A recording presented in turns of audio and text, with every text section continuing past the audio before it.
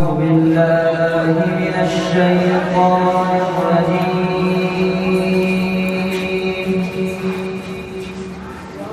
بسم الله الرحمن الرحيم.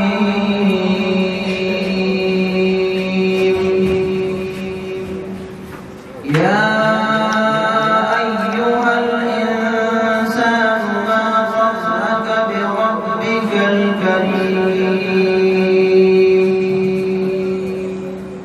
الذي خلقك فسواك فعدلك في أي صورة ما شاء